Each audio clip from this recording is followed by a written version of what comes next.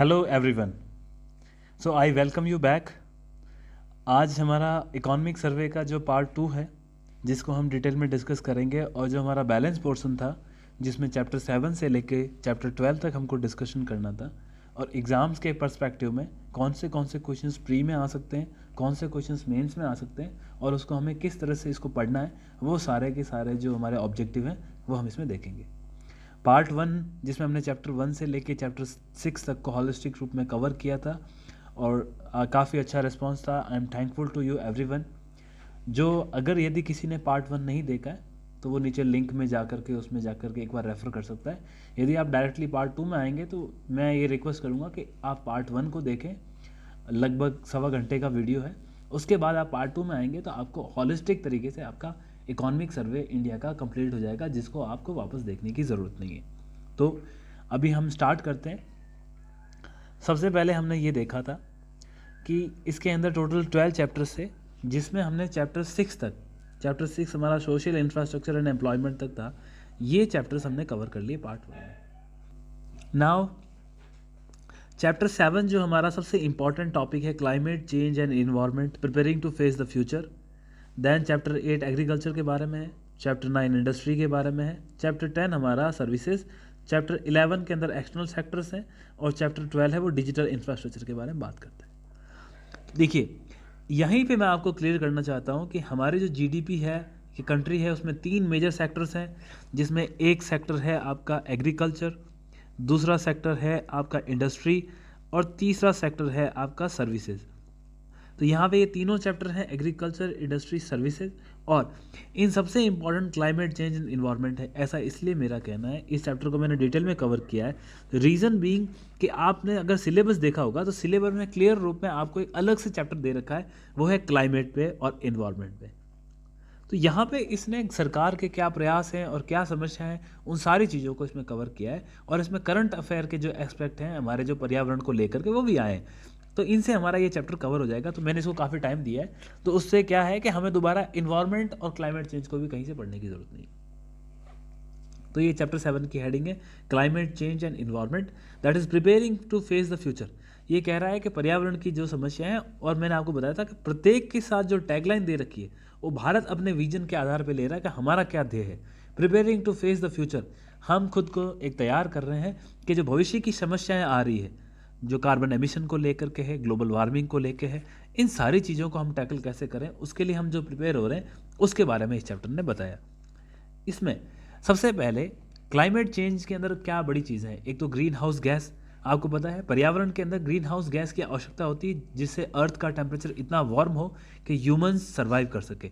तो हमारा जो ग्रीन हाउस गैसेस के कारण ही हमारी अर्थ के ऊपर एक जीवन जीने लायक वातावरण है। परंतु जब से इंडस्ट्रियलाइजेशन हुआ, लगभग आप 1800 से लेकर के वर्तमान समय तक, इस समय के दौरान हमने जो इंडस्ट्री में प्रोग्रेस की, उसमें जो मानव ने विकास किया, उस विकास के कारण बहुत सारा प्रदूषण आप ये कह सकते हैं, या ग्रीन हाउस गैसें हमने रिलीज़ करी, जिसके कारण से ये पृथ्वी का जो एक स्टेबल एटमॉस्फेयर था उसमें काफ़ी ज़्यादा ग्रोथ होगी, जिस कारण से हमको ग्लोबल वार्मिंग की समस्या देखने को मिली। इसी ग्लोबल वार्मिंग से सब्सिक्वेंटली आज हमारे पास पर्यावरण परिवर्तन या क्लाइमेट चेंज की समस्या आई है। भारत ने रिसेंटली इसके लिए एक टारगेट लिया था कि साल 2070 तक हम नेट ज़ीरो एमिशन कर देंगे, कि साल 2070 तक हमारा जो एमिशन होगा कार्बन को लेके वो हम नेट ज़ीरो उसको अचीव करेंगे। अब देखिए, सबसे पहले साल 2008 में भारत सरकार ने इंडिया का क्या है क्लाइमेट को लेके एक्शन, उसके ऊपर एक मिशन लॉन्च किया था। इसके अंदर उन्होंने 8 नेशनल मिशन बनाए थे। जो 8 नेशनल मिशन थे, उसका ये ऑब्जेक्टिव था कि हम एक हॉलिस्टिक तरीके से हमारे जो क्लाइमेट को उनको सारे के सारे सेक्टर्स के अंदर लागू करेंगे। जो ये 8 मिशन इंडिया ने लॉन्च किए थे, तो उसको उन्होंने एक नाम दिया था NAPCC, national action plan on climate change, national action plan on climate change. इसके अंदर इन्होंने ये 8 मिशंस लॉन्च किए। तो ये देखिए, नेशनल सोलार मिशन है, national mission for enhanced energy efficiency, national mission on sustainable habitat, national mission for green India, national water mission, national mission on strategic knowledge for climate change and national mission for sustaining Himalayan ecosystem, national mission for sustainable agriculture. देखिए, यदि हम बात करें national solar mission पे, तो solar mission का target यही है कि हम हमारी सोलार पावर की जो कैपेसिटी है उसको बढ़ाएंगे। तो जैसा कि आप जानते हैं कि 450 गीगावाट का जो हमारा रिन्यूएबल एनर्जी का टारगेट है, उसके अंदर जो हमने सबसे इम्पॉर्टेंट एलिमेंट जो है वो हमारी सौर ऊर्जा है। तो इसी को बढ़ाने के लिए हमने नेशनल सोलार मिशन साल 2008 के अंदर लॉन्च किया था। ये मिशन आज भी चल रहे हैं, इसमें लगातार प्रोग्रेस है।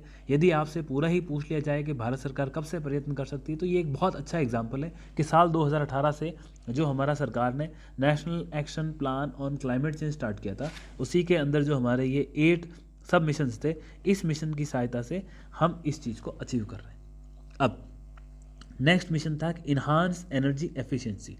सरकार का ये था कि जो हम, यदि जैसे आपको पता है कि पहले इलेक्ट्रिक बल्ब होते थे, उसके अंदर एक फिलामेंट होता था, और उस फिलामेंट के से क्या होता था कि एनर्जी बहुत ज़्यादा कंज्यूम होती थी।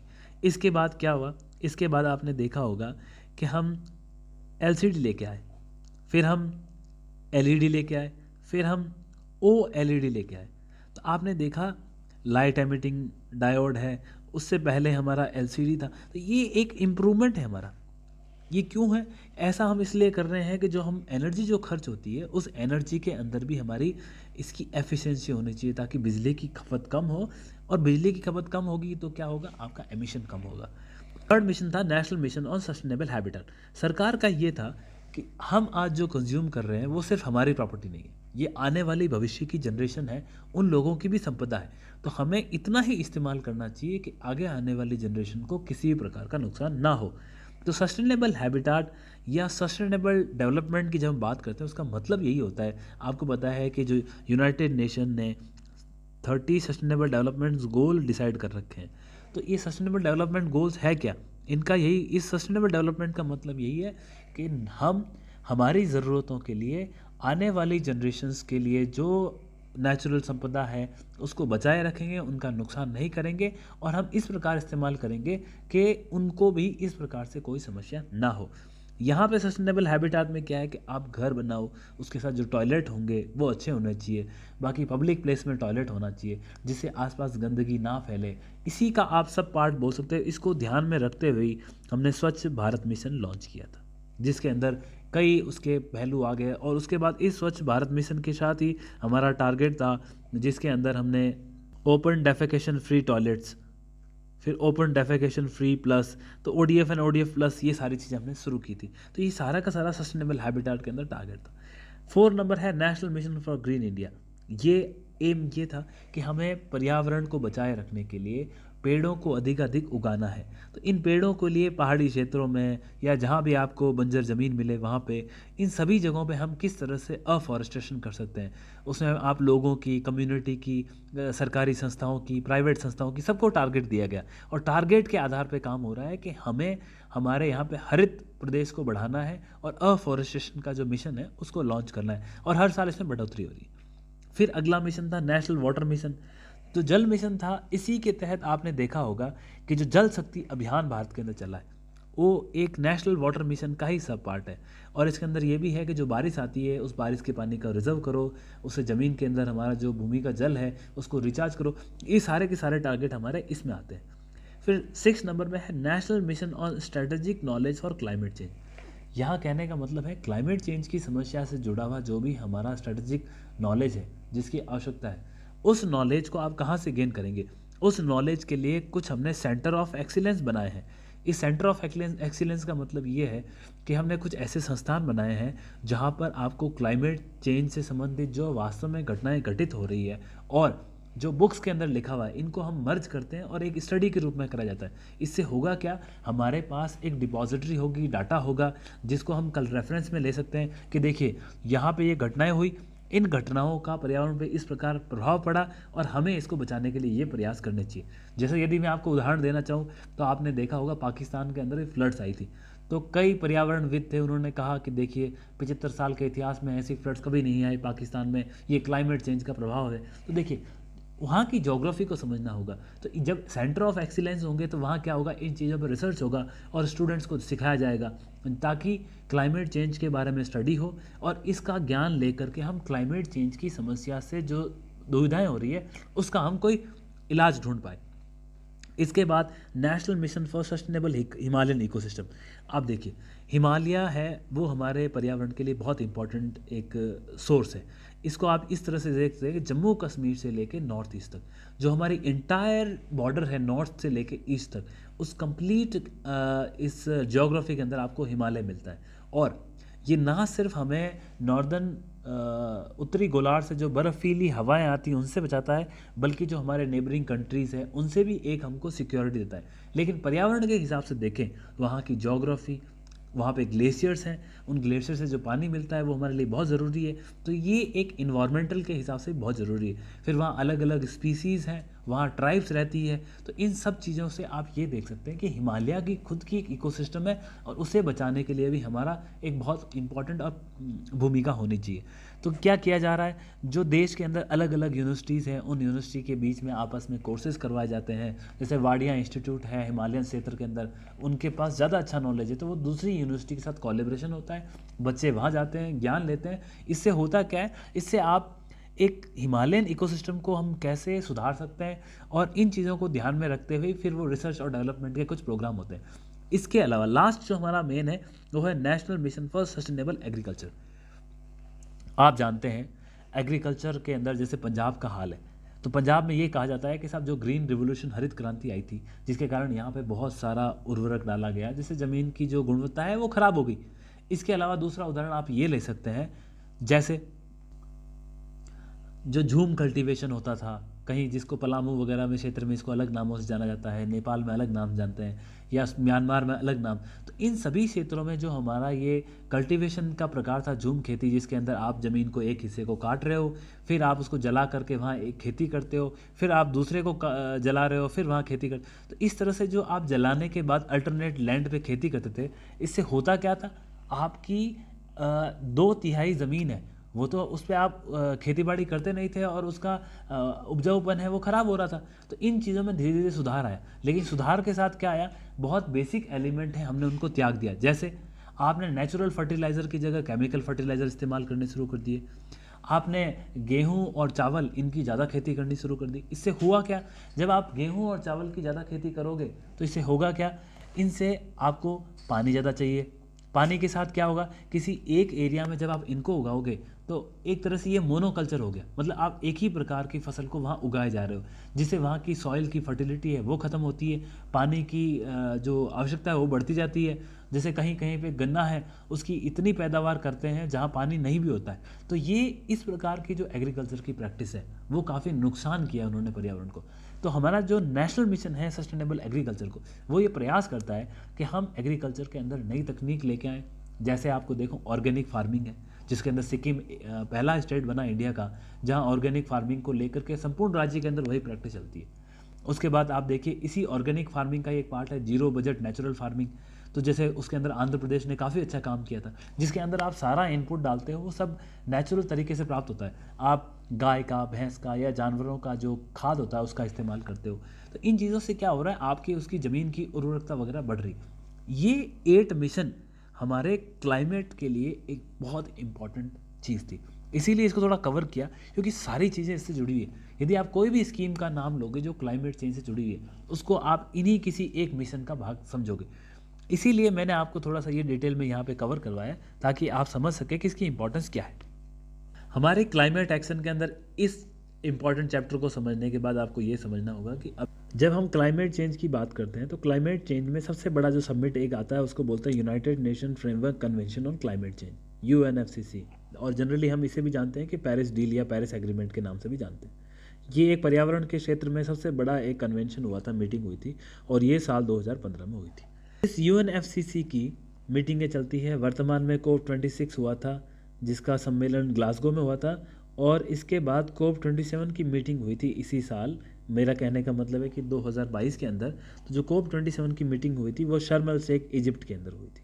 तो प्री के हिसाब से इन चीज़ों को आप याद रखें कि ये मीटिंग कहाँ हुई थी। ये कोप है, कॉन्फ्रेंस ऑफ पार्टीज़ के नाम से जाना जाता है, और ये पेरिस एग्रीमेंट का जो UNFCCC का जो हमारा कन्वेंशन है उसी को लेकर के लगातार मीटिंग होती है। अब कोप 26 के अंदर भारत ने साल 2005 के अंदर अपने नेशनल डिटरमाइंड कॉन्ट्रीब्यूशन डिक्लेयर किए थे। इसका मतलब क्या है, भारत ने अपनी इच्छा से कुछ डिसीजन लिए थे कि हम पर्यावरण के क्षेत्र में भविष्य में ऐसे काम करेंगे जिससे क्या होगा, हम इसको क्लाइमेट चेंज की समस्या को हल कर सकते हैं। कोप 26 का जो ग्लासगो के अंदर सबमिट हुआ था, इसके अंदर इंडिया ने जो अपने 2015 में जो उन्होंने NDC के कॉन्ट्रीब्यूशन डिक्लेयर किए थे, उन कॉन्ट्रीब्यूशन को इन्होंने फिर से रिवाइज़ किया है। तो आपकी जानकारी के लिए बता दूं कि ये जब 2015 के अंदर पेरिस डील हुई थी, उस टाइम एक नेशनल डिटरमाइंड कॉन्ट्रीब्यूशन एक ऐसी टर्म थी जिसका इस्तेमाल इस प्रकार था कि कोई भी राष्ट्र अपनी इच्छा से बताएगा कि मैं पर्यावरण को बचाने के लिए ऐसे प्रयास कर रहा हूँ और इन प्रयासों के माध्यम से हम क्लाइमेट चेंज की समस्या में सुधार करेंगे। अब हुआ क्या, इसमें यह भी एक टर्म थी कि देशों को हर 5 साल बाद इसको अपग्रेड करना है। तो उसके बाद मौका मिला नहीं, और भारत ने अभी जब ये कोप 26 का सम्मेलन हुआ 2021 के अंदर, तब भारत ने अपने ग्लासगो समिट के अंदर ये कहा कि मैं अपने जो NDC हैं इसको हम अपग्रेड कर रहे हैं। तो आपने किस प्रकार अपग्रेड किया, तो भारत ने कहा कि हम तो एक ऐसा मूवमेंट चलाएंगे जो इन्वायरमेंट के लिए होगा। तो मैं इसके बारे में बता रहा हूँ आपको। सबसे पहला तो था लाइफ मूवमेंट बोला उसने। इसका मतलब ये है लाइफ फॉर इन्वायरमेंट। तो ये एक इनका पहला था कि हम एक मास मूवमेंट चलाएंगे जिसमें लोगों को हम जानकारी देंगे और विश्व के अनेक देशों के साथ मिलकर इसमें काम करेंगे कि हमें किस प्रकार से इसको एक लाइफ को या लाइफ फॉर इन्वायरमेंट एक बड़ा इसको मूवमेंट बनाना है। फिर दूसरा टारगेट भारत का ये था कि जो हमारी कार्बन एमिशन की इंटेंसिटी है, मतलब जिस प्रकार से हमारा कार्बन है जो पर्यावरण में जा रहा है, उसमें हम क्या करेंगे, हम उसके अंदर जो हमारी GDP है देश की, उस GDP का 45% हम लगभग साल 2030 तक उसको हम साल 2005 के कंपैरिजन में नीचे लेके आ जाएंगे। मतलब जो हमारा GDP है उस GDP का लगभग 45% एमिशन 2030 तक जो हमारा 2005 में था उससे हम कम ले आएंगे। अब इससे पहले जो हमने 2015 के अंदर NDC डिक्लेयर किए थे, उस टाइम हमारा ये टारगेट लगभग 33 से 35% था, और ये था हमारा 2030 तक।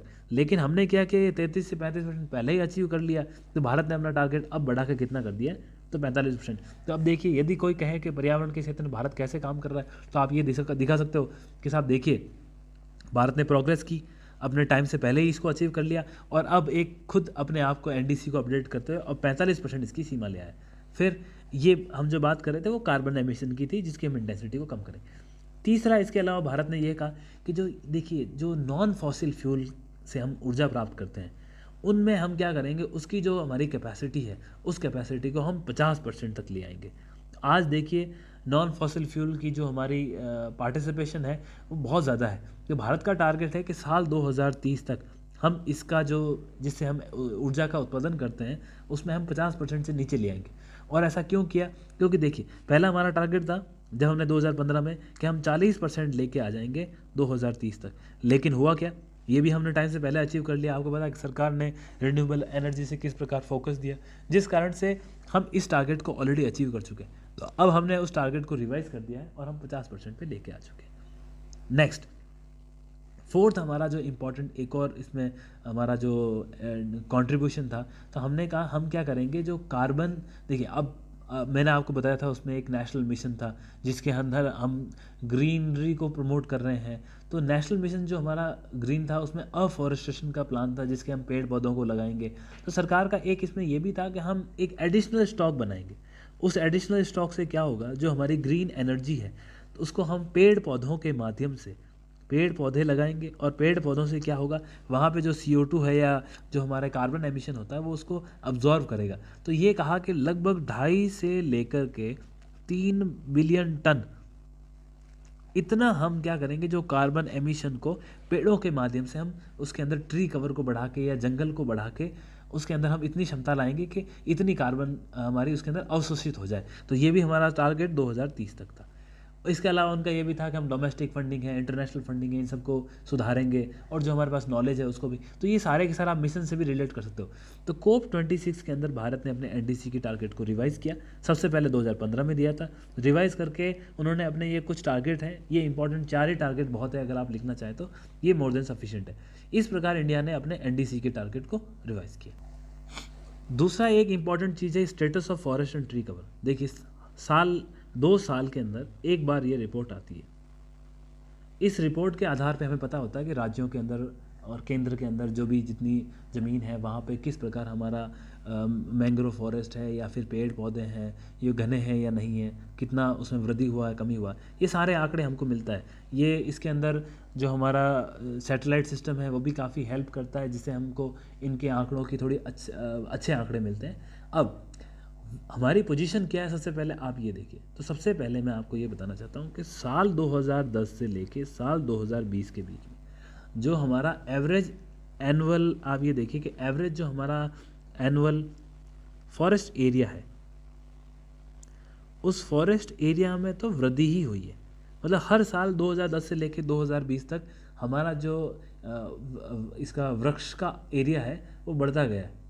और इसमें आप ये कह सकते हैं कि लगभग अगर एवरेज पे निकालें तो हम विश्व में 3rd पोजीशन है जहाँ पर ये हमने ग्रोथ की है। मतलब हर साल हमारे यहाँ पे ट्री कवर और फॉरेस्ट एरिया में ग्रोथ हो रही है, और इसमें हम विश्व में लगभग 3रे स्थान पर हैं। ऐसा क्यों हुआ है? ऐसा देखिए, इसमें आप कंट्रीब्यूशन देख सकते हो। एक तो सरकार की जो पॉलिसीज है उसको, एक सरकार ने जो अपना नॉलेज जनरेट किया है, मैंने आपको बताया था सबमिशन था एक हमारा, जिसके अंदर हम रिपोजिटरी बनाएंगे नॉलेज की, जिससे क्या होगा, आप उस नॉलेज को यूज़ कर सकते हो और आपको बेटर रिजल्ट्स मिलेंगे। फिर हमारा एक आपको पता है ग्रीन इंडिया मिशन है, जिसके अंदर हम पेड़ पौधे लगा के अफॉरेस्टेशन कर रहे हैं पहाड़ी क्षेत्रों में। दूसरा एक और गवर्नमेंट की स्कीम थी कैंपा। देखिए, ये थोड़ा सा आप इसकी अंडरस्टैंडिंग समझे। कोई आपसे जनरली ऐसे ही पूछ ले कैंपा क्या है, और ऑप्शन दे देंगे आपको अलग अलग प्रकार के कि ये वृक्षों से संबंधित है, ये पहाड़ी से संबंधित है, या कोई ये मिसाइल सिस्टम है, डिफेंस सिस्टम है, इस प्रकार के सवाल आते हैं। और कैंपा क्या है? ये compensatory afforestation fund management and planning authority है, जिसके तहत हम क्या करते हैं, पर्यावरण और हरित प्रदेश को बढ़ाने की कोशिश करते हैं। इसके अंदर फंडिंग का सिस्टम भी है। तो ये कैंपा भी एक ऐसा एफर्ट था जिससे हमारा जो ट्री कवर है वो सब बढ़ा है। इसके अलावा एक और हमारा मिशन सरकार ने लॉन्च कर रखा है, that is national afforestation programme, जिसके अंदर भी हम पर्यावरण में इसे बढ़ाते हैं। फिर आप देखिए, हमारी एक पॉलिसी है जिसको हम ग्रीन हाईवे पॉलिसी कहते हैं, जिसके अंदर जो हाईवेज़ हैं उसके आसपास हम पेड़ पौधे लगाएंगे। इसके अलावा आपने देखा होगा नेशनल एग्रो फॉरेस्ट्री वाला एक कंसेप्ट आया था, एग्रो फॉरेस्ट्री, कि भाई आप खेतों के आसपास जो मेड़ है वहाँ पर भी आप पौधे लगाइए। और इन सारी चीज़ों से हमने अचीव किया, हमारी 3rd पोजीशन है विश्व में ग्रोथ में, और हमारा जो वृक्ष का क्षेत्रफल है वो बढ़ रहा है। तो ये चीज़ें हमारी इसमें एक बड़ी इंपॉर्टेंट है। इसके साथ एक हम बड़ा जो बहुत महत्वपूर्ण काम कर रहे हैं वो है, हम अपने जो इकोसिस्टम है उसको बचाने का काम कर रहे हैं। Preservation of ecosystem, a critical adaptation action. तो आप कैसे बचा रहे हो अपने इकोसिस्टम को? मैं उदाहरण लेता हूँ यहाँ पे मैंग्रोव का।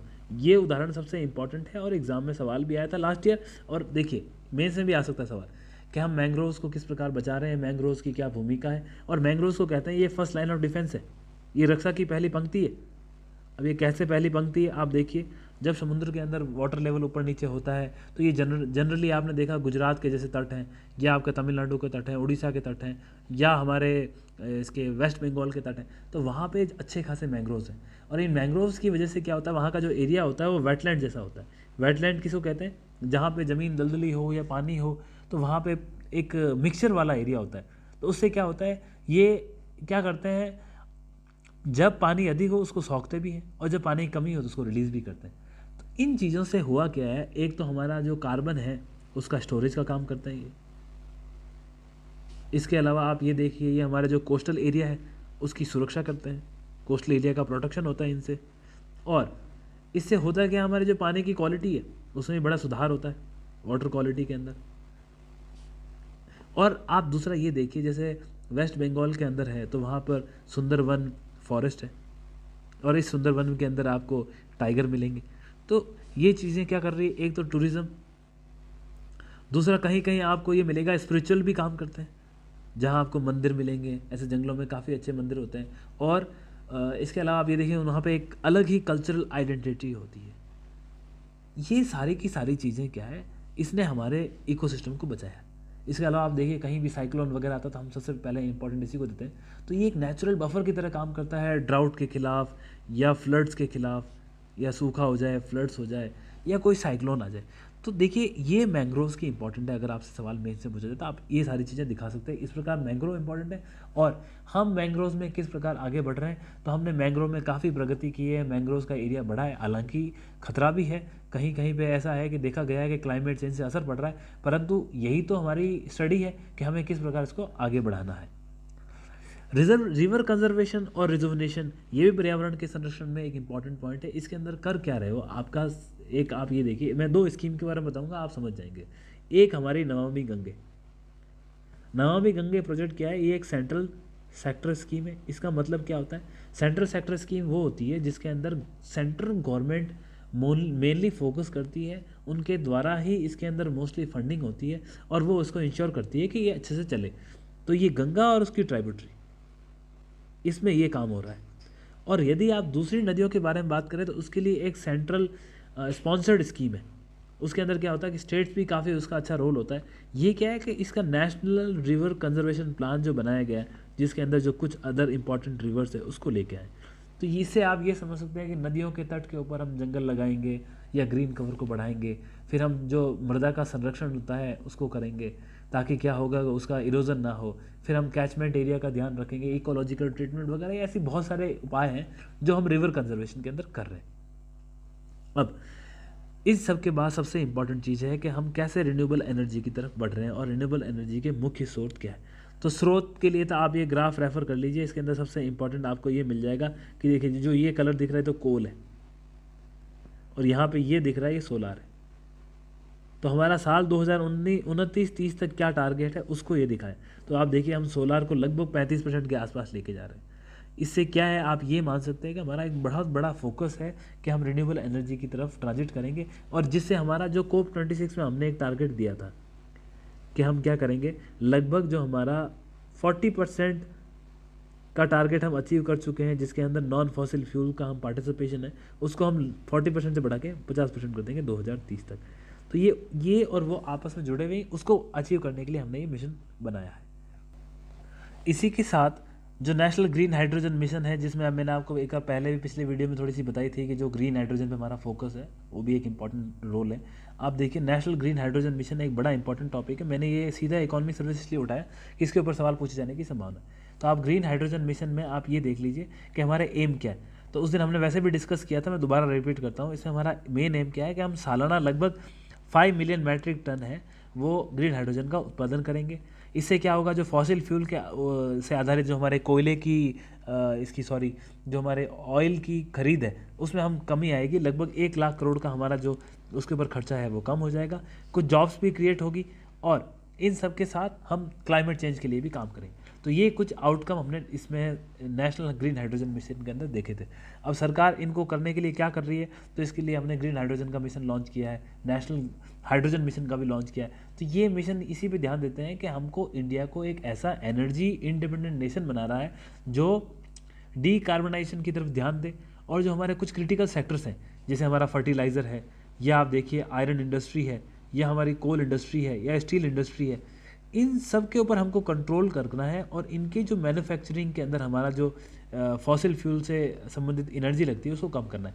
इससे क्या होगा कि हम इस पर ध्यान दे सकते हैं। एक चीज़ और आपको समझनी होगी कि रिन्यूएबल एनर्जी के लिए कुछ मिनरल्स हैं बड़े क्रिटिकल हैं। तो इन क्रिटिकल मिनरल्स को अगर हम प्राप्त नहीं करेंगे तो हमारा जो ग्रीन ट्रांजिशन है वो कंप्लीट नहीं होगा। इन मिनरल्स के अंदर कोबाल्ट, कॉपर, लिथियम, निकल और ये सब आते हैं। और आपने एक टर्म सुनी होगी रेयर अर्थ एलिमेंट्स REE। तो ये एक तरह से हमारे क्रिटिकल मिनरल्स ही हैं। इनको हमें समुद्र के अंदर गहराइयों में या फिर हमारी जो ये सेंट्रल एशियन कंट्रीज़ है वहाँ हमें ये इसकी प्राप्ति होती है। इनका कहाँ ज़रूरत पड़ती है, आपको इलेक्ट्रिक व्हीकल्स की बैटरी बनाने के अंदर, या जो सोलर पैनल्स के होते हैं उसके अंदर, ये देखिए सोलर फोटोवोल्टाइक के अंदर, या विंड फार्म्स के अंदर। और इन सब से ही क्या होगा, हमारा रिन्यूएबल एनर्जी का जो ट्रांजिशन है वो सक्सेसफुल होगा। तो सरकार का इसके लिए भी प्रयास है। तो आपसे ये पूछ ले क्रिटिकल मिनरल्स क्या है या रेयर अर्थ एलिमेंट्स क्या है, तो आपको एक जानकारी होनी चाहिए। ये एक नई स्ट्रेटजी है, लॉन्ग टर्म लो एमिशन डेवलपमेंट स्ट्रेटजी। इसको LT-LETS बोला गया है।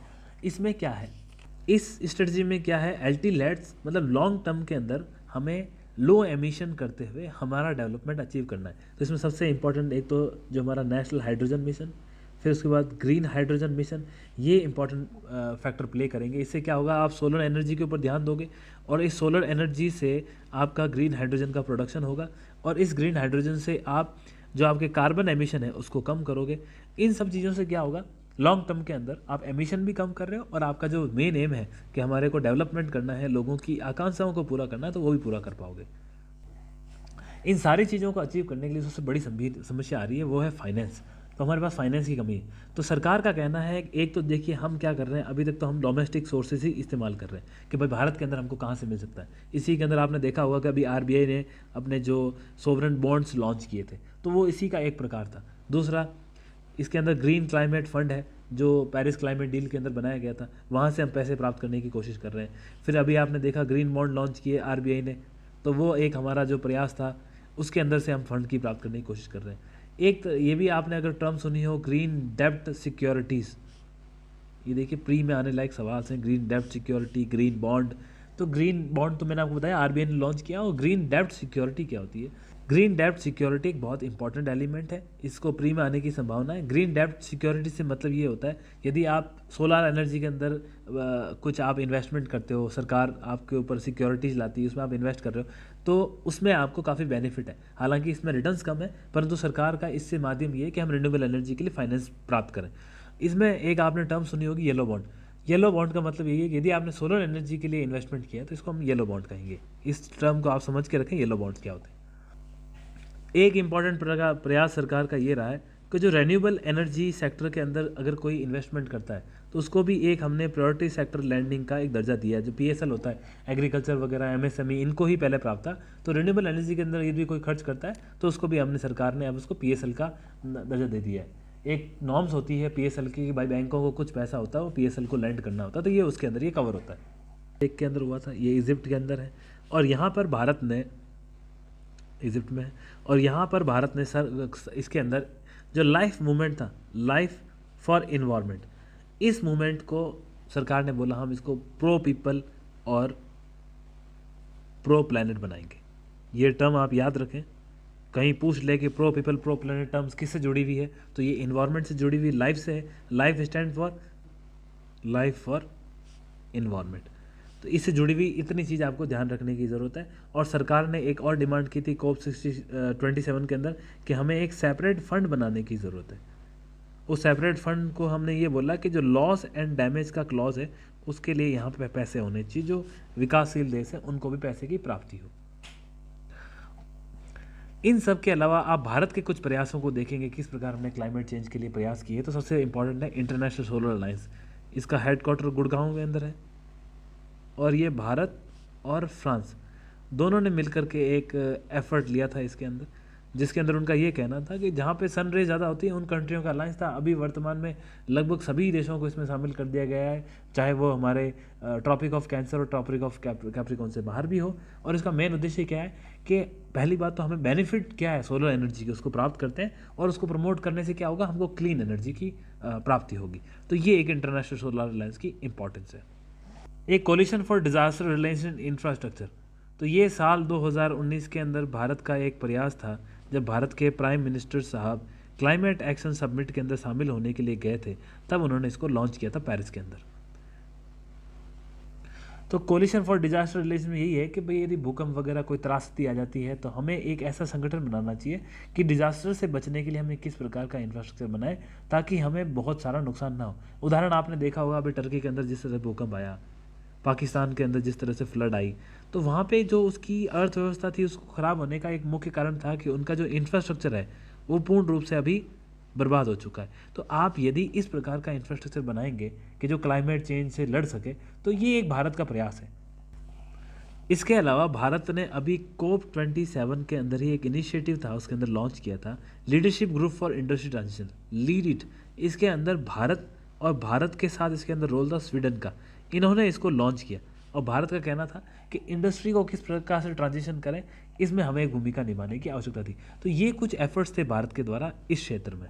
अब इन्वायरमेंटल इश्यूज़ के लिए भारत कुछ और प्रयास कर रहा है, और हमने क्या प्रयास किए हैं उसमें क्या है। एक तो आप देखिए बायोडाइवर्सिटी, जैव विविधता को कैसे बचाएंगे आप, उसके लिए क्या काम कर रहे हैं हम। दूसरा,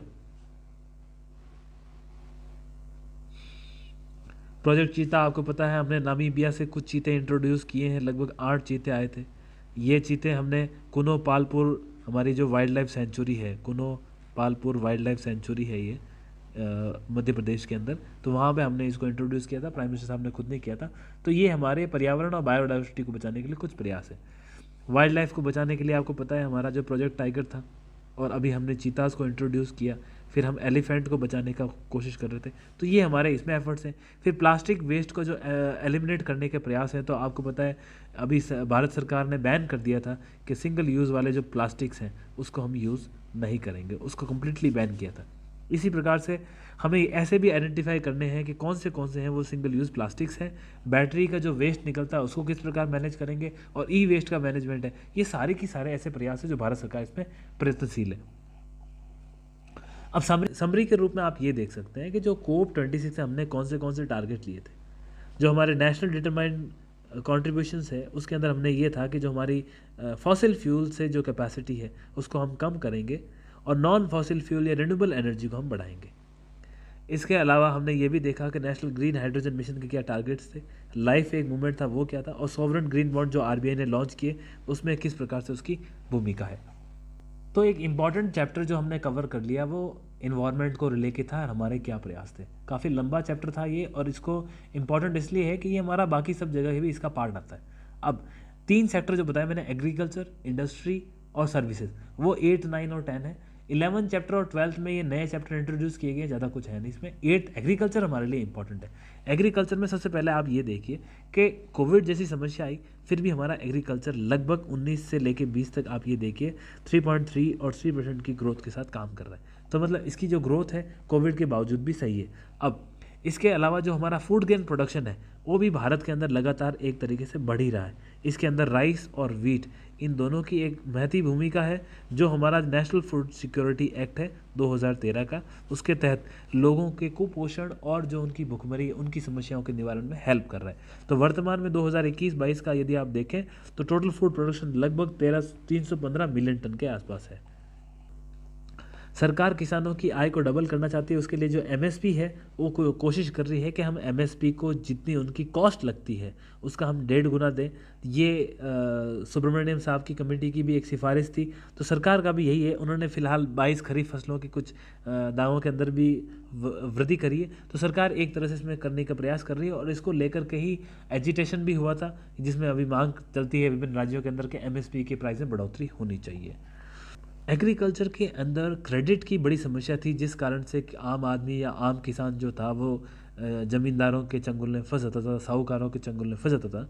तो उससे बचने के लिए आप एक कांस्टेंट ग्रोथ देखेंगे क्रेडिट में। उसको जो लोन मिलता है किसान क्रेडिट कार्ड के थ्रू या किसी सहकारी समिति के थ्रू, तो ये लोन जिस प्रकार से बढ़ोतरी हुई है उनमें, ये एक बड़ा ही हमारी अर्थव्यवस्था के लिए बहुत अच्छी बात है। तो वर्तमान में आप देखेंगे 18.6 लाख करोड़ रुपए साल 2021 और 22 के अंदर जो भी संस्थाएं हैं उन संस्थाओं से एग्रीकल्चर सेक्टर को गया है। इसके अलावा सरकार फार्म मैकेनाइजेशन का प्रयास कर रही है। सरकार का कहना है कि भाई हम ऐसी जगह मशीनें रखेंगे जहां से किसान उनको किराए पे ले सकें या कुछ लोग मिल के खरीद सकें, जिसमें फार्मर प्रोड्यूस ऑर्गेनाइजेशन है। इस प्रकार के प्रयास भी हैं कि उनको हम दे दें और फिर वो खेती बाड़ी में लोगों को दें। और दूसरा ऑर्गेनिक और नेचुरल फार्मिंग की तरफ ध्यान जा रहा है, जिससे केमिकल का यूज़ कम हो, और इसकी डिमांड भी हो रही है, जिससे हमारा एक्सपोर्ट भी बढ़ेगा और किसानों की डबल इनकम भी होगी। दूसरा फसल बीमा योजना है, ये एक बहुत इंपॉर्टेंट प्ले कर रही है उनको सिक्योरिटी देने के अंदर। जहां आप क्या कर रहे हो, कृषि के उत्पादन के ऊपर आप एक इंश्योरेंस दे रहे हो, तो ये अपने आप में एक बहुत बड़ी और इम्पॉर्टेंट स्कीम है। हालांकि ये 2016 के आसपास आई थी, काफ़ी टाइम हो गया, इसमें कुछ क्रिटिसाइज भी हुआ, लेकिन फिर भी हमें ये देखना है कि इसकी काफ़ी ज़्यादा फायदे भी हैं। मेन एग्रीकल्चर के अलावा जो इसके अलाइड सेक्टर है, एनिमल हस्बेंड्री का है, डेयरी का है, या मछली पालन है, और जो हमारा मुर्गी पालन है, इसके अंदर भी काफ़ी अच्छी ग्रोथ हुई है। और जो संपूर्ण हमारा जीवीए है, उस जीवीए के अंदर क्रॉप सेक्टर के अलावा भी बाकी सेक्टर्स का भी काफ़ी अच्छा योगदान रहा है, जो इस ग्राफ में दिखाता है कांस्टेंट तरीके से बढ़ा है। तो आप ये देख सकते हो कि देखिए, ये सबसे पहले वाला जो स्लाइड दिख रही है वो आपको लाइफ स्टॉक की है, फिर ये आपको फॉरेस्ट्री दिख रहा है, और फिर आपको ये फिशिंग दिख रही है। तो आप ये समझ सकते हैं कि किस प्रकार से इन सेक्टर्स के अंदर हर साल की तुलना में आपको ग्रोथ मिलेगी। तो ये दिखाता है कि लोग डाइवर्सिफाई हुए हैं। पहले कृषि पे थे, तो अब कृषि से दूसरे सेक्टर की तरफ भी बढ़ोतरी हो रही है। एक सरकार का स्कीम थी कि सहकार से हमको समृद्धि प्राप्त करनी है। मतलब देखिए, कोऑपरेटिव जो होती है, उस कोऑपरेटिव से किस प्रकार से लोगों के जीवन बदल सकते हैं। इसीलिए सरकार ने आज देखिए लगभग 8.5 लाख देश के अंदर कोऑपरेटिव सोसाइटीज़ है, और सरकार ने एक नया मंत्रिमंडल बना दिया था, आपको पता है, कोऑपरेटिव मिनिस्ट्री, जिसके जो मिनिस्टर हैं वो भी श्री अमित शाह जी हैं। तो ये सरकार का प्रयास है कि किस प्रकार से हम लोगों को कोऑपरेटिव की तरफ जोड़ें और उस कोऑपरेटिव के माध्यम से लोगों को एक ग्रोथ मिले, और लोग कोशिश करें कि अमूल की जो ग्रोथ सक्सेस स्टोरी थी, इस प्रकार की स्टोरीज वापस रिपीट हो। यदि आप भारत के अंदर जो कोऑपरेटिव सोसाइटीज़ का देखें कितना एस्टेब्लिशमेंट है, तो टोटल जितनी हमारी सोसाइटीज़ में सबसे ज़्यादा स्टेट आपको महाराष्ट्र के अंदर मिलेगी, और अगर हम पर्टिकुलर राजस्थान की बात करें तो लगभग 72 हमारे यहाँ पे मल्टी स्टेट कोऑपरेटिव सोसाइटीज़ है। तो इस प्रकार से जो फर्स्ट प्लेस है कोऑपरेटिव सोसाइटीज़ के अंदर वो महाराष्ट्र का आता है, और राजस्थान का भी इसमें एक अच्छी रैंक है। परंतु इम्पॉर्टेंट क्या है कि कोऑपरेटिव्स ने किसानों के भविष्य सुधारने में काफ़ी अच्छी हेल्प की है। फिर है फूड प्रोसेसिंग सेक्टर है।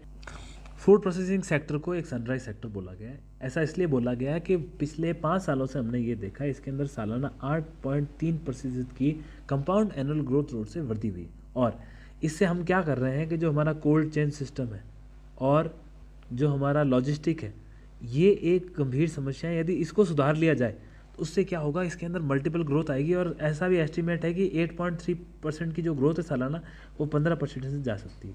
इससे एग्रीकल्चर का एक रूप ही बदल सकता है। जो फूड प्रोसेसिंग इंडस्ट्री है उसका बिल्कुल काया पलट हो सकती है। तो हम क्या करते हैं, हमारे लिए इन जो कोल्ड स्टोरेज की फैसिलिटी या नहीं है, या लॉजिस्टिक की नहीं है, इससे हो क्या रहा है, हम जब विदेशों को ये हम प्रोडक्ट उनको भेजते हैं तो उनका ये कहना है कि आपके पास कोल्ड इंफ्रास्ट्रक्चर तो है नहीं, तो आपकी जो गुणवत्ता थी प्रोडक्ट की उसमें तो गिरावट आ गई है। इस कारण से ही हमारा जो माल है कई बार विदेशों में रिजेक्ट हो जाता है, और हमें इन समस्याओं को भी देखना है कि कोल्ड चेन की क्या समस्या है और लॉजिस्टिक की क्या समस्या है, उनको दूर भी करना है। देखिए इंपॉर्टेंस क्या है, मैं आपको ये दिखाता हूँ। हमारे यहाँ से आप सपोज़ करिए कि हम यहाँ से, हमारे यहाँ से, ये मान लीजिए इंडिया का नक्शा है, और हम यहाँ से हम कोई प्रोडक्ट को एक्सपोर्ट करते हैं नॉर्थ अमेरिका में, मान लीजिए यूएसए को हमने कोई चीज़ एक्सपोर्ट करी। अब होता क्या है, यहाँ से आपने ट्रांसपोर्ट किया, ट्रांसपोर्ट करने के बाद वो प्रोडक्ट कहाँ गया, अमेरिका में लैंड होता है।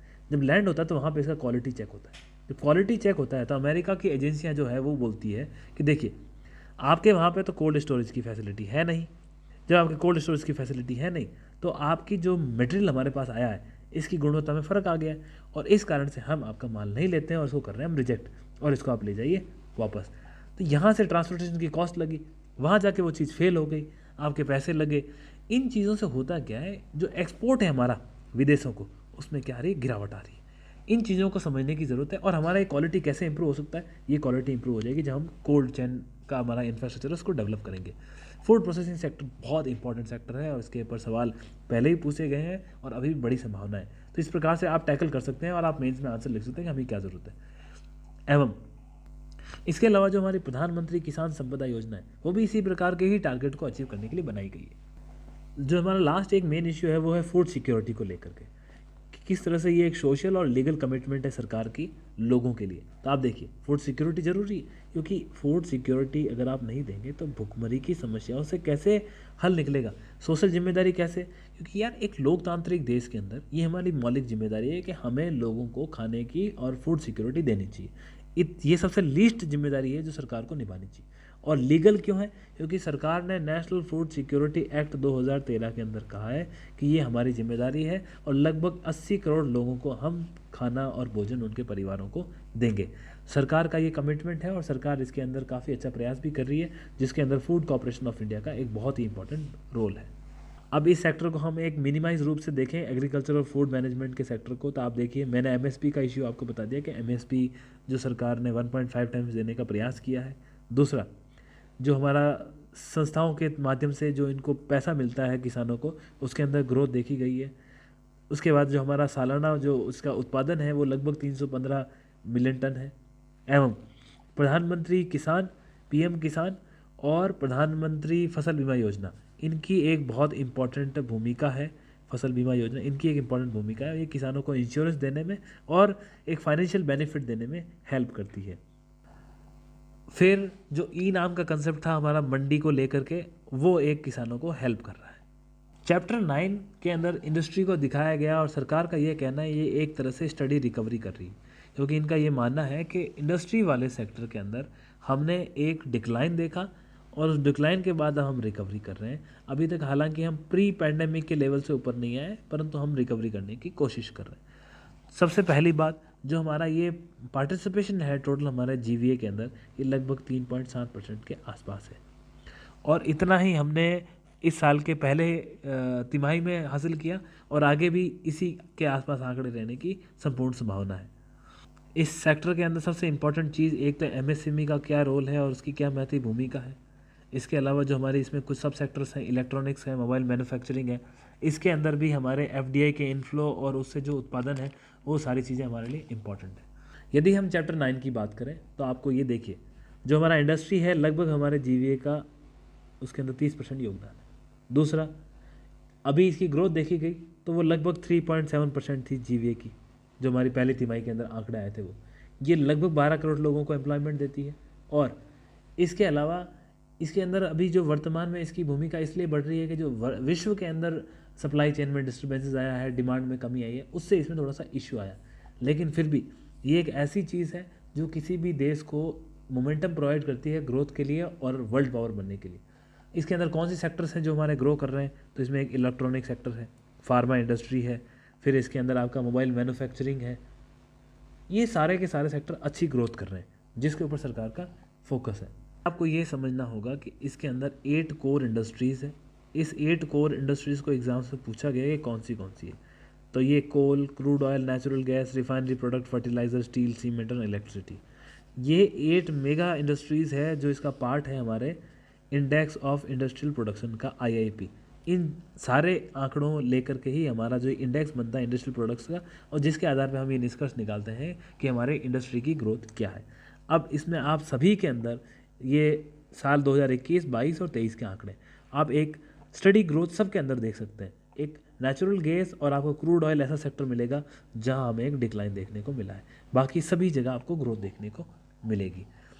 सरकार की क्या मंशा है? सरकार ये कहती है कि एमएसएमई की जो भूमिका है हमें उसको बढ़ाना होगा, क्योंकि ये रोजगार भी देता है, इसके अलावा इसकी वजह से एक्सपोर्ट भी बढ़ते हैं, एम्प्लॉयमेंट बढ़ता है, तो हमें इस सेक्टर को ज़्यादा ध्यान देने की ज़रूरत है। अभी जो इसकी ग्रोथ रेट है वो डबल डिजिट की है, और ऐसा हम कैसे कह सकते हैं, क्योंकि जो एमएसएमई सेक्टर है इसने एक बहुत इंपॉर्टेंट रोल प्ले किया है। अब एमएसएमई सेक्टर की ग्रोथ के पीछे जो एफडीआई का इन्फ्लो है वो बहुत इंपॉर्टेंट चीज़ है, और एफडीआई का इन्फ्लो टोटल मैन्युफैक्चरिंग सेक्टर में काफ़ी अंदर आया है। एफडीआई का जो हमें इन्फ्लो आया मैन्युफैक्चरिंग सेक्टर के अंदर, तो उसमें सबसे इंपॉर्टेंट आप ये देख सकते हैं, एक तो कंप्यूटर और सॉफ्टवेयर और दूसरा सर्विसेज। तो ये मेगा सेक्टर्स हैं जो मोस्ट देन 55% तो यही ऑक्यूपाई कर लेते हैं जहाँ एफडीआई आती है। एमएसएमई सेक्टर आप देखिए लगभग 30% भागीदारी है इसके ओवरऑल जीवीए के अंदर, और कोविड के टाइम इसकी भागीदारी लगभग 26% थी। वर्तमान में हालात ये है कि 2 प्रकार की समस्याओं से जूझ रहा है। एक, इसके एक्सपोर्ट में कमी आई है, और दूसरा इसका जो ओवरऑल जीवीए है, जो ग्रॉस वैल्यू एडिशन है, उसके अंदर इसके अंदर एक गिरावट देखी गई है। तो एमएसएमई को लेकर ये 2 बड़ी गंभीर समस्याएं। जो 3 हमारे अच्छे सेक्टर हैं जहां हमको इस इंडस्ट्री सेक्टर में प्रोग्रेस मिल रही है, एक है इलेक्ट्रॉनिक्स, और ये हमारा एक की ड्राइवर होगा इस इकोनॉमिक सर्वे का कहना है। और हम इसीलिए क्या कर रहे हैं, जो सेमीकंडक्टर इंडस्ट्री है उसको भारत और भारत का जो सहयोगी देश है यूएसए, वो दोनों ही इसके अंदर काफ़ी इन्वेस्टमेंट कर रहे हैं, इंसेंटिव दे रहे हैं, जिससे सेमीकंडक्टर इंडस्ट्री के बूस्ट मिलने से ही ऑटो इंडस्ट्री है, मोबाइल इंडस्ट्री है, फिर आपका इलेक्ट्रॉनिक इंडस्ट्री है, इन सभी को बूस्ट मिलेगा। इलेक्ट्रॉनिक इंडस्ट्री के बाद सेकंड सेक्टर है वो कोल का है। कोल इंडस्ट्री की खास बात ये है कि ये एक ऐसी इंडस्ट्री है जो हमारी जो ऊर्जा की ज़रूरत है उसको पूरा करने के लिए एक सेल्फ सक्षम हो जाए, इसकी हमारी मांग है। अब हो क्या रहा है, लगातार हीट वेव बढ़ने से इसकी मांग में बढ़ोतरी आ रही है ऊर्जा की, और ऊर्जा की प्राप्ति के लिए हमें क्या करना पड़ रहा है, हमें कोयले को बाहर के मार्केट से खरीदना पड़ रहा है, और जो हमारा डोमेस्टिक कोल का प्रोडक्शन है उसमें भी हम बढ़ोतरी करने के प्रयास कर रहे हैं। तो हमारे पास क्या सॉल्यूशन है कोल सेक्टर को लेकर के? एक तो ये है कि जितनी भी हमारी पावर जनरेशन हो रही है वो सब इंपोर्टेड कोल से ना होकर के हमारा जो खुद का प्रोडक्शन है उसको हमें बढ़ाना चाहिए। अगर हमारी सेल्फ रिलायंस हो जाएगी कोल प्रोडक्शन में तो हम इस सेक्टर में अच्छा काम करेंगे।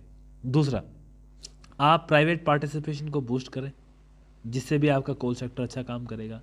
इसके अलावा आप एफडीआई को ऑटोमेटिक रूट के अंदर अलाउ करें, और आप ऑक्शन कर सकते हैं कोल ब्लॉक का, जिससे क्या होगा, आपको कमर्शियल बेनिफिट मिलेगा। तो ये सारे सुधार करने से हमारा कोल सेक्टर वो ग्रो करेगा। इसके बाद जो थर्ड इम्पॉर्टेंट सेक्टर है वो है फार्मास्यूटिकल का।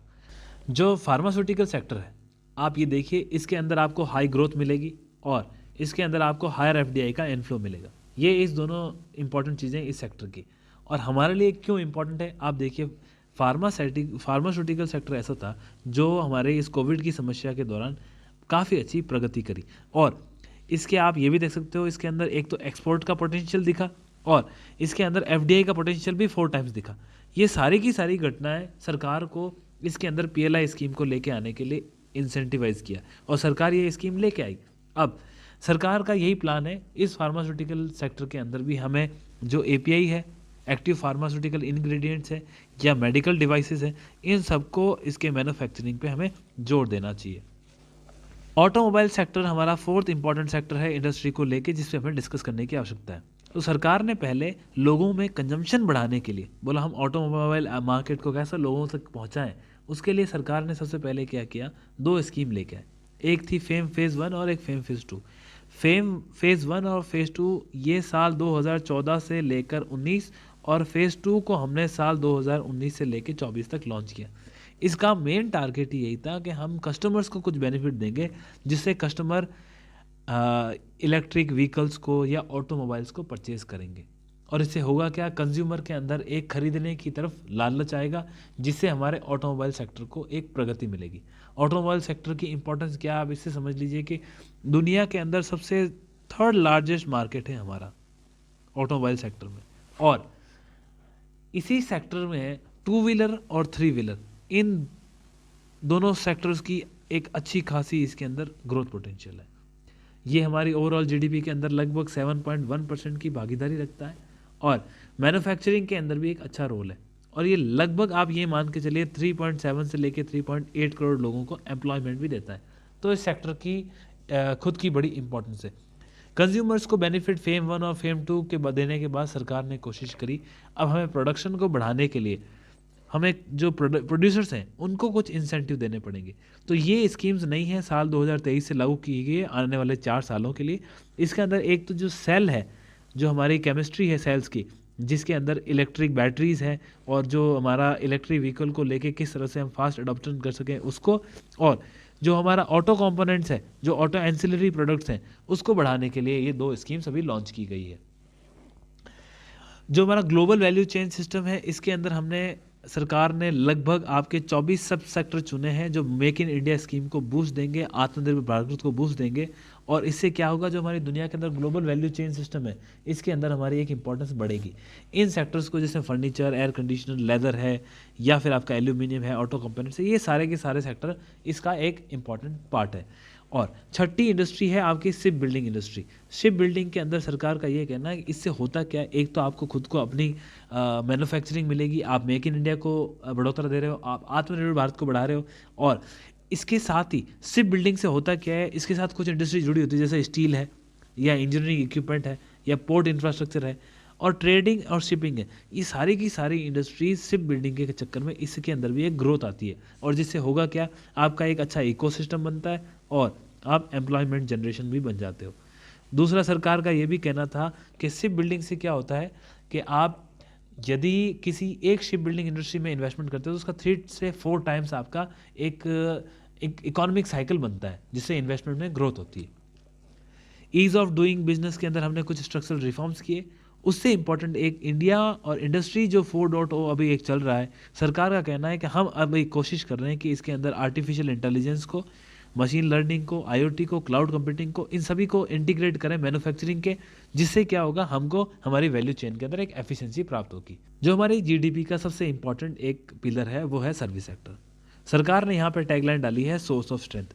सरकार कहती है कि यही तो एक ऐसा सेक्टर है जो हमें सोर्स दे रहा है, एक स्ट्रेंथ देने का काम कर रहा है। इतनी बड़ी त्रासदी के अंदर सर्विस सेक्टर ने काफ़ी अच्छा हमें वापस ग्रोथ पोटेंशियल दिया है। और इसके अंदर ये देखा गया है जो इसकी क्रेडिट ग्रोथ है वो लगभग 15 से 16% के आसपास है। सर्विस सेक्टर की ग्रोथ का पोटेंशियल यदि आप देखें 2022 और 23 के अंदर तो 9.1% है। कोविड के टाइम इसके अंदर एक डिक्लाइन आया था, जहाँ पे एग्रीकल्चर ने सस्टेन लेवल दिए थे, परंतु इसके अंदर एक डिक्लाइन आया और डिक्लाइन के बाद इसने काफ़ी अच्छी ग्रोथ भी की है। तो ये सर्विस सेक्टर की ग्रोथ पोटेंशियल हमको यहाँ पे दिखाई दे रही है। इस सर्विस सेक्टर के अंदर जो एफडीआई का आंकड़े हैं उसको आप ये देखिए कि दुनिया के अंदर भारत है वो टॉप 7 कंट्रीज़ के अंदर है जहाँ पे एफडीआई का इनफ्लो हुआ है। ऐसा क्यों हुआ? तो हमने एक तो लिबरेशन की पॉलिसी फॉलो करी, फिर हमारे इंडस्ट्री के अंदर भी ग्रोथ हुआ और सरकार ने भी टेलीकम्युनिकेशन सेक्टर के अंदर 100% एफडीआई को अलाउ कर दिया ऑटोमेटिक रूट के अंदर। फिर आपने ये देखा होगा सरकार ने इंश्योरेंस सेक्टर के अंदर भी जो हमारे पहले सीलिंग थी एफडीआई की 49% उसको 74% कर दिया। और सरकार का ये भी कहना है कि हम एलआईसी में भी आपको 20% की छूट देते हैं कि आप इसके अंदर एफडीआई में इन्वेस्ट कर सकते हैं। ये सेक्टर आज एक वापस अट्रैक्टिव डेस्टिनेशन के रूप में उभरे हैं। सरकार ने इसमें काफ़ी सपोर्ट किया, परंतु अभी डोमेस्टिक और आपके फॉरेन दोनों प्रकार के जो टूरिस्ट हैं वो वापस इंडिया की तरफ इनका रुझान हो रहा है। हालांकि फॉरेन टूरिस्ट हैं वो अभी जो हमारा प्री पैंडेमिक लेवल था उससे अभी बढ़ोतरी नहीं हुई है, परंतु ये सेक्टर भी एक अच्छी ग्रोथ दिखा रहा है। और यही एक ऐसा सेक्टर है जो काफ़ी पिछड़ा हुआ था और यहाँ पे एक एम्प्लॉयमेंट भी काफ़ी ज़्यादा मिल रहे थे लोगों में एक अच्छी खासी। इस सेक्टर के जो बहुत महत्वपूर्ण पहलू है उसके अंदर टूरिज्म और होटल इंडस्ट्री आती है। ये दोनों सेक्टर कोविड के अंदर बहुत बुरी तरह से मार झेले थे और अब वापस रिकवरी करते हुए इनके अंदर डोमेस्टिक और फॉरेन टूरिस्ट दोनों का रुझान आया है। ये एक ऐसा सेक्टर है जो अच्छा खासा एम्प्लॉयमेंट प्रोवाइड करता है, उस एम्प्लॉयमेंट के कारण ही जो हमारा एक साइकिल चलता है। परंतु जो कोविड की समस्याएं थी उन्होंने इसमें काफ़ी डेंट दिया, लेकिन सरकार का जो कोविड का टीकाकरण का प्रोग्राम था उसने लोगों को एक हिम्मत दी कि वो वापस जाएं दूसरी जगह जहाँ से वो माइग्रेंट होकर आए थे और वहाँ पे जाके वर्क प्लेस से वापस जाके काम करें। इस कारण से हमको टूरिज्म और होटल सेक्टर के अंदर वापस एक ग्रोथ देखने को मिली है। इसके अलावा लास्ट के जो 2 चैप्टर हैं वो इसी बार ऐड किए हैं। एक तो एक्सटर्नल सेक्टर है, उसका हमें एक ध्यान रखने की और उससे उम्मीद की ज़रूरत है, ऐसा सरकार का कहना है। और जो 12th सेक्टर है वो सेक्टर हमें कहता है कि किस प्रकार सरकार डिजिटल इंफ्रास्ट्रक्चर पे ध्यान दे रही है। यदि हम 11th की बात करें एक्सटर्नल सेक्टर के अंदर तो आपने देखा नंबर 1 चीज़ हमने कोविड का डेंट देखा, फिर ये रशिया और यूक्रेन का युद्ध हुआ उसने हमें परेशान किया। इन सारी चीज़ों से क्या हुआ, इन्फ्लेशन के आंकड़े आए जिसके अंदर कांस्टेंट बढ़ोतरी हुई, जिसने हमारी जो रुपी वैल्यू है उसको डिप्रिशिएट किया, जिसके कारण से अनएम्प्लॉयमेंट की समस्या हम देख रहे हैं। तो ये सारी समस्याएं जो भारत में पैदा हुई उसका रीज़न क्या था, एक्सटर्नल था, सरकार का ये कहना है। लेकिन अब हम होपफुल हैं। होपफुल इसलिए है कि हमारा ये मानना है कि जो हमारा मर्चेंडाइज एक्सपोर्ट है वो बढ़ने लगा है और जो हमारा विश्व में जो हम सर्विस एक्सपोर्टर्स हैं उसके अंदर मैंने आपको बताया कि हम लगभग 7वीं पोजीशन पे आ चुके हैं और विश्व के अंदर सबसे ज़्यादा रेमिटेंसेस है वो प्राप्त हम कर रहे हैं। तो इन चीज़ों से क्या हुआ है कि भारत एक अच्छी पोजीशन के अंदर है, जिससे हम होपफुल हैं कि आगे आने वाले समय में भारत के लिए एक अच्छी सुविधा दिखेगी। ये आप देखें भारत विश्व में नंबर 1 रैंकिंग पे है रेमिटेंस प्राप्त करने में। रेमिटेंस का मतलब ये होता है कि आपके यहाँ से लोग बाहर देशों में काम करने जाते हैं और उस बाहर के देशों से वो पैसे को अर्न करते हैं और उस पैसे को भारत वापस आता है, जिससे ये होता है कि आपके यहाँ पे इन्वेस्टमेंट बढ़ता है। तो इन चीज़ों ने भारत को एक ग्रोथ पोटेंशियल दिया है और कोविड के बाद इन चीज़ों में सुधार हुआ है। तो विश्व के अंदर जो मेन आप कंट्रीज़ दिख रही है उसके अंदर भारत की रैंकिंग 1 है रेमिटेंस में और सर्विस एक्सपोर्ट के अंदर हमारी रैंकिंग 7th है। ये एक्सटर्नल सेक्टर्स ने जो हमको परेशान किया था, परंतु अब वो हमें इस प्रकार से बेनिफिट दे रहे हैं। वहीं चैप्टर 12 हमें फिजिकल और डिजिटल इंफ्रास्ट्रक्चर की बात करता है, जिसके अंदर सरकार का कहना है कि हम प्रयास कर रहे हैं और हम एक जो हमारा पोटेंशियल है इस सेक्टर्स का उसको हम बढ़ाने की कोशिश कर रहे हैं। इन सेक्टर में सबसे इम्पॉर्टेंट जो हमारा मिशन है वो पीएम गति शक्ति है। पीएम गति शक्ति क्या है? ये एक ऐसा प्लान है जो हमारे बाकी सारी जो इवेंट्स हैं उन सबको आपस में मिला करके एक ऐसा फ्रेमवर्क प्रोवाइड करता है जिसके तहत हम रोड्स, रेलवे, एयरपोर्ट, पोर्ट या वाटरवेज, लॉजिस्टिक के जितने भी काम हैं उन सबको आपस में मर्ज करेंगे। इसके अंदर आपने नाम सुना होगा कि नेशनल इन्वेस्टमेंट पाइपलाइन, इसको भी हम इसके साथ मर्ज करके एक ऐसा प्रयास कर रहे हैं जिससे भारत का जो ओरिजिनल पोटेंशियल है जो डिजिटल इंफ्रास्ट्रक्चर के क्षेत्र में या फिजिकल इंफ्रास्ट्रक्चर के क्षेत्र में, जिसको आपने सागरमाला में देखा होगा या आपने जिसको भारतमाला में देखा होगा, तो इन सारी चीज़ों से हम इस मिशन से एक ऐसा इंफ्रास्ट्रक्चर बनाएंगे जो भारत की ग्रोथ को आगे बढ़ाएगा। इसमें केंद्र सरकार काफ़ी अच्छा काम कर रही है। डिजिटल इंफ्रास्ट्रक्चर की बात करें तो आपने देखा होगा जो यूपीआई का हमारा यहाँ पे हमने एक इंटरफेस लेके आए, जिसने एक भारत के अंदर डिजिटल पेमेंट के अंदर क्रांति ला के रख दी। और इसी यूपीआई के कारण ही विश्व के अंदर ये स्टडीज़ होने लगी कि भारत के अंदर कितना पोटेंशियल और टैलेंट है, जो नई नई स्कीम्स को इस तरह से लेके आ रहा है, जो विश्व को मैस्मराइज कर रहा है। यदि आप हेल्थ सेक्टर में देखें तो मैं आपको कहना चाहूँगा कि भारत की जो आरोग्य सेतु ऐप थी, वो 18 दिन के अंदर ही इस ऐप ने लगभग 1 मिलियन यूज़र्स को सब्सक्रिप्शन करा दिया था। तो ये चीज़ें दिखाती है कि भारत के जो खुद के इनोवेशंस है वो काफ़ी इम्प्रोवाइज है। आप इन इनोवेशंस को यूज़ कर सकते हैं अपने मेंस की आंसर राइटिंग में, जिससे क्या होता है कि लिखने वाले को भी लगता है कि आपको भारत की एक समझ है और भारत की सरकार किस प्रकार से अपने प्रेजेंटेशन को रख रही है उसे हम भी समझ पा रहे हैं। यूपीआई ट्रांजेक्शन की मैंने आपको बात करी किस प्रकार से ये बढ़ रहा है, ये एक शानदार इसके अंदर ग्रोथ देखी गई और विश्व के अंदर इसकी चर्चा चल रही है।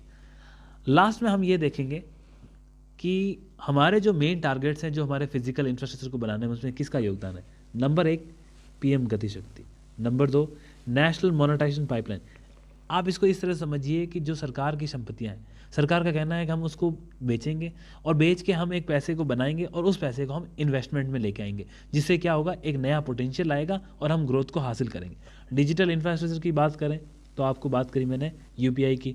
उसके बाद हम एक नई लॉजिस्टिक पॉलिसी लेके आए हैं, जिसके अंदर हमारा ये एम है कि जो हमारा लॉजिस्टिक का खर्चा है वो विश्व के अंदर लगभग एवरेज है वो 7 से 8% है, जबकि हमारे देश के अंदर 13 से 14% है। तो सरकार का ये कहना है कि नेशनल लॉजिस्टिक पॉलिसी के तहत हम हमारी जो लॉजिस्टिक की कॉस्ट है उसको विश्व के एवरेज कॉस्ट के आसपास लेके आएंगे, जिससे हमारा कॉम्पिटिशन बढ़ेगा, क्योंकि इसके कारण भी हम एक्सपोर्ट नहीं कर पाते। तो ये एक नया चैलेंज है जिसको सरकार इस माध्यम से टैकल कर रही है। उसके बाद पोर्ट डेवलपमेंट है या फिर आपका एक नेटवर्किंग सेक्टर डेवलपमेंट है। ये सारी की सारी चीज़ें हमारे इस पोटेंशियल की तरफ इशारा कर रही है। ये एक हॉलिस्टिक व्यू मैंने आपको पहले हमारे पार्ट 1 के अंदर बता दिया था कि हम एक समरी के तौर में किस तरह से इंडियन इकॉनमी को हम रीड कर सकते हैं। तो ये आप वहाँ पे जाके एक बार दोबारा रेफरेंस के तौर पे कर सकते हैं। तो मेरा इकॉनमिक सर्वे का पार्ट 2 कंप्लीट होता है और इसके साथ मैं आपको ये कहना चाहता हूँ कि ये इकॉनमिक सर्वे एक ऐसा डॉक्यूमेंट है जो आपको एक विज़न देता है कि आपको किन चीज़ों को किस तरह से टैकल करना है, और आपके पास एक बड़ी पिक्चर होनी चाहिए जिससे आप ये समझें कि सर्विस सेक्टर में क्या हो रहा है, एग्रीकल्चर में क्या हो रहा है। और इन आंकड़ों को आप परफेक्टली भी ना इस्तेमाल कर सके तो आप कम से कम एक पिक्चर दे दें कि आपस में एक दूसरे से कैसे लिंक है। जैसे हमने जिस प्रकार से पढ़ा है तो हमने लिंकेज की कोशिश की है और इस लिंकेज से ही हमको मार्क्स मिलते हैं एग्जाम्स में, और एज ए सिटीजन अवेयर होने के नाते भी आपको ये सारी जानकारियाँ होनी चाहिए। इस तरह से हमारा ये चैप्टर कंप्लीट होता है। आई होप ये आपके लिए काफ़ी बेनिफिशियल रहेगा। अभी मैंने इसको जिस तरह से कवर करना था उसका उद्देश्य ये भी था कि टाइम से कवर हो जाए ताकि हमारे जो एग्ज़ाम्स आने वाले हैं उसमें हम फ्री हो जाएंगे, और अब इसके बाद हमारे जो राजस्थान का बजट आएगा और इकोनॉमिक सर्वे आएगा उसके ऊपर हम फोकस कर सकते हैं। इसके जो लिंक्स हैं मैंने वो नीचे प्रोवाइड कर रखे हैं। आप इन लिंक्स पे जाकर के टेलीग्राम से भी जो इसके शॉर्ट नोट्स आएंगे या फिर जो इसकी पीपीटी उसको रेफरेंस के तौर पे आप इस्तेमाल कर सकते हैं। और ये मैं आपको बता दूं इसके ऊपर मेंस में किस प्रकार से क्वेश्चंस आएंगे वो मैं वहाँ डालूंगा, तो आप प्लीज़ वहाँ सब्सक्राइब कर लें और इन चीज़ों को अपने नोट में रखें और इस प्रकार से तैयारी करें कि आपकी चीज़ें हैं वो टाइम से कंप्लीट हो जाएँ। जब आप कोई चीज़ टाइम से और टारगेटली अचीव कर लेते हो तो आपको इतना कॉन्फिडेंस मिलता है, आपको ऐसा लगता है कि एग्ज़ाम तो मेरे लिए ही बना था। I give you best of luck for your success and do hard work and thank you so much.